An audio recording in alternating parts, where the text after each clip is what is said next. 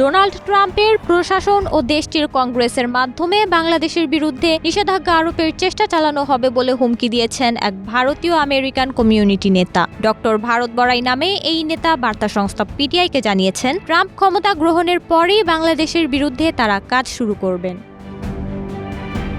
এই নেতা জানিয়েছেন, নির্বাচনের আগে বাংলাদেশের সংখ্যালঘুদের ওপর নির্যাতনের অভিযোগ তুলে ডোনাল্ড ট্রাম্প যে পোস্ট দিয়েছিলেন সেটি তাদের উদ্বুদ্ধ করেছে। আর এই বিষয়টি কাজে লাগিয়েই বাংলাদেশের ওপর নিষেধাজ্ঞা দিতে তারা ট্রাম্পকে উদ্বুদ্ধ করার চেষ্টা করবেন। তিনি আরও বলেন, কমিউনিটির সদস্যরা অর্থনৈতিক নিষেধাজ্ঞা দিতে নতুন প্রশাসন ও কংগ্রেসকে সম্পৃক্ত করতে সক্রিয়ভাবে কাজ করে যাচ্ছে। এছাড়া ভারত বড়াই বলেন, বাংলাদেশিদের তৈরি পোশাক রপ্তানি যদি বন্ধ হয়ে যায়, যা তাদের ব্যবসার 80%, তাহলে বাংলাদেশের মানুষ খাবে কি? তার দাবি, বাংলাদেশের ওপর এ ধরনের চাপ হিন্দুসহ অন্যান্য সংখ্যালঘুদের ওপর চলা কথিত নির্যাতন বন্ধে সহায়ক হবে। তিনি বলেন, পরিস্থিতির উন্নতি না হলে হিন্দু আমেরিকানরা বাংলাদেশের বিরুদ্ধে ব্যবস্থা নিতে কংগ্রেসের প্রতিও আহ্বান জানাবেন।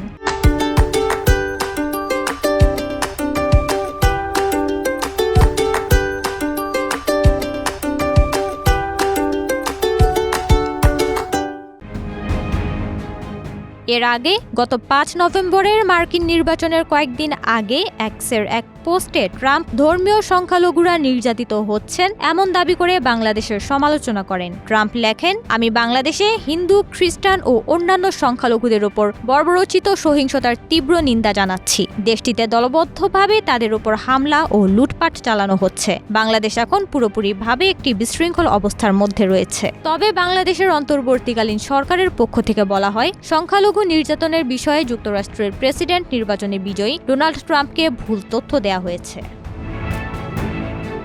এক সংবাদ সম্মেলনে প্রধান উপদেষ্টার প্রেস সচিব শফিকুল আলম বলেন, বাংলাদেশের সংখ্যালঘু নির্যাতন নিয়ে ডোনাল্ড ট্রাম্পকে ভুল তথ্য দেওয়া হয়েছে। এখন যেহেতু ট্রাম্প যুক্তরাষ্ট্রের প্রেসিডেন্ট হচ্ছেন, তাই অবশ্যই তিনি দেখতে পারবেন ঘটনা আসলে কি ঘটেছে। শফিকুল আলম আরও বলেন, তারা মনে করেন সংখ্যালঘু নির্যাতন নিয়ে প্রচুর অপতথ্য বা ভুল তথ্য প্রচার করা হয়েছে। ঢাকায় যুক্তরাষ্ট্রের দূতাবাস রয়েছে, তারা দেখবে বাংলাদেশে কি ঘটছে বা সংখ্যালঘু নির্যাতনের ঘটনা আদৌ ঘটেছে কিনা। যুক্তরাষ্ট্রের সদ্য বিজয়ী প্রেসিডেন্ট তখন নিশ্চয়ই প্রকৃত চিত্র জানতে পারবেন। নওরিন নাওয়ার, প্রবাস খবর।